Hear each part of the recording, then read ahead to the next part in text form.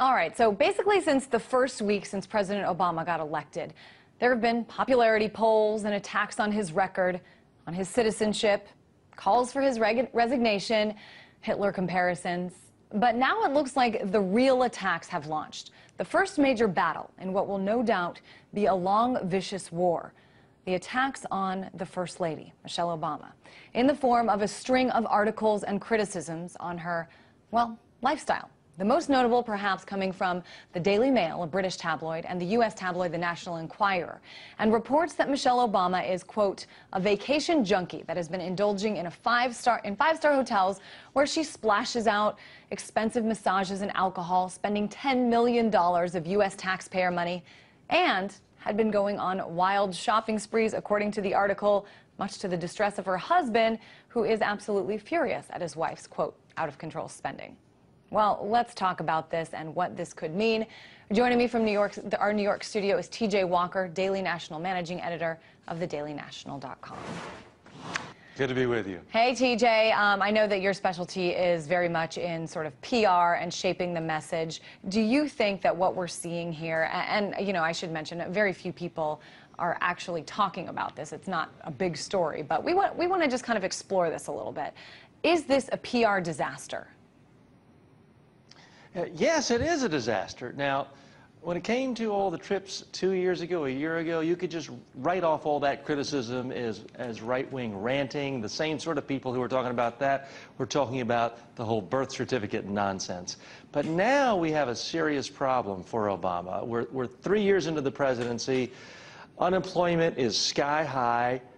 You've got so many liberals and progressives very angry at Obama for giving Wall Street everything it wanted in the bailout, for not really regulating banks, for extending Bush tax cuts to the rich.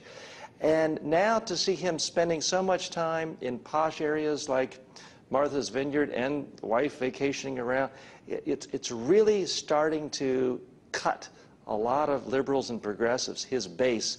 That's going to hurt. But I mean, in terms of these pictures and what we're seeing, I mean, certainly a camera always follows Obama and the First Lady wherever they go.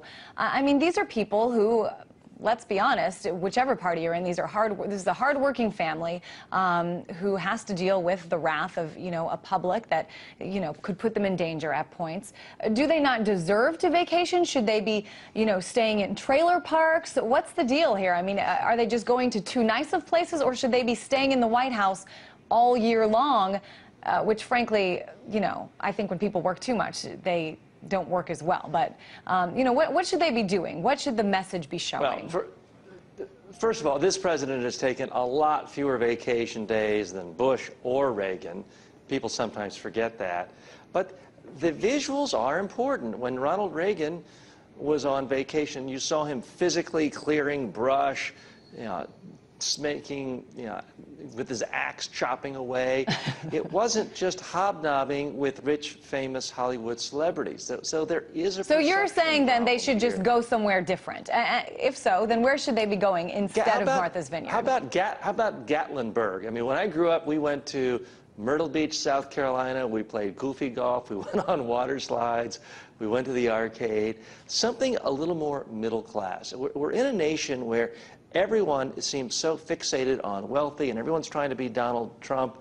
I think you have a huge, huge base of people in this country, tens of millions of unemployed for one, Democratic voters number two, who feel like the whole national debate is all skewed around, should we cut the wealthiest taxes, you know, 10% or 50%? No one's really looking out for average income people, and Obama does not help himself when he and his wife seem to just love jet-setting around with the rich and famous. But TJ, I mean, the Obamas did it. The Obamas are not now, nor were they before they were in the White House, middle-class, average people. They have always been successful. They've worked hard. Why would they go to Myrtle Beach, you know, which, from what I know, is strip clubs and trailer parks, you know, maybe some nice beach areas. You know, why would they go there when it seems like that would be a harder area as well to secure with all the, you know, security detail they have to bring with them? Well, but you only have to go back a couple of years, and the Obamas were not, in fact, wealthy. They were, in fact, middle class. They were upper middle class, but when they were living in Chicago, presumably they occasionally went to, maybe perhaps Lake Mackinac or Mackinac Island, or places that were a little closer. The problem with this particular location, Martha's Vineyard, is it is known as just the hotbed of the wealthiest people, the biggest name celebrities. And hey, you could say I'm jealous because I didn't get invited to go this summer. But still, it is not good symbolism when you are a Democratic president and you have unemployment at approaching double-digit level. It just doesn't show a lot of sympathy. Again, 2 years ago, you could make the case, a year ago, but 2 years ago, it was just after the 2008 financial collapse. And I will say the leading contender right now in the GOP presidential race is Mitt Romney, who, as we know, is extremely wealthy. But let me take this a step further, TJ, because I want to talk about this. What is the result of this? I mean, you say this is a PR disaster. Do you think that this could have an impact on the campaign, on the Obama campaign, that is detrimental to his becoming reelected? Well, it does not help. It's not a disaster in the sense that this is the one thing that's going to cause implosion. But as you've seen with Obama's poll numbers, they steadily go down, down, down. I think the big worry he has right now is not with the so-called independents, and certainly it's not the Republicans. They're never going to vote for him, which is why a lot of Democrats wish he'd stop wasting time trying to placate them. Obama's real trouble right now is he is in tremendous danger of losing support among actual Democrats, party activists. You saw Jim Hightower of Texas earlier this week really coming out very forcefully attacking the president. And he's a very partisan Democrat, Jim Hightower.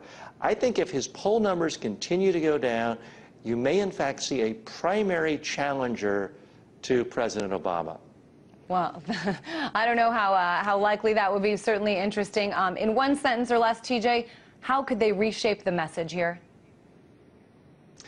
Go to vacation in Tennessee, go to Rock Mountain, go to Branson, Missouri, and mix it up with the common folk. All right, TJ Walker, Daily National Managing Editor of dailynational.com. Thanks so much.